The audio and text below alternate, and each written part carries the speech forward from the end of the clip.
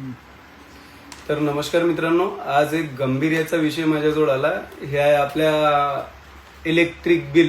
सर्वांना माहीत असेल, हे आमच्या मित्राचं जे बिल आहे ना, ते पहा. मागच्या 1 वर्षामध्ये इकडे दाखव बेटा, हे याला क्लिअर घे. 1 वर्षापासून यांचं वाला 170 युनिट जास्तीत जास्तचं बिल आलं, 180 युनिट.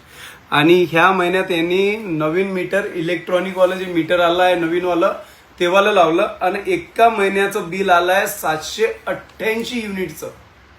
788 युनिटचं एका महिन्याचं बिल आलंय.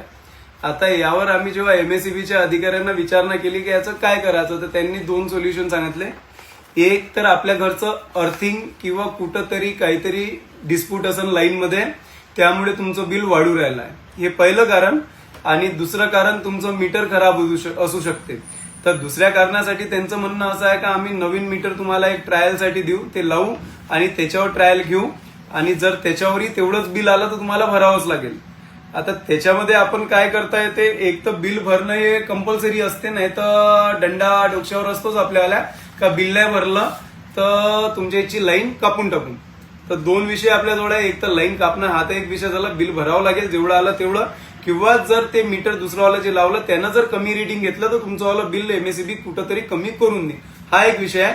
आणि दुसरा विषय असा आहे की अर्थिंग आणि घरात जर काही कुठं कनेक्शन मध्ये मिस्टेक असेल तर ते, ज्याच्यामुळे हा मीटर खूप सेन्सिटिव्ह आहे, तर लवकर धावते आणि लवकर पडते आणि बिल लवकर वाढते.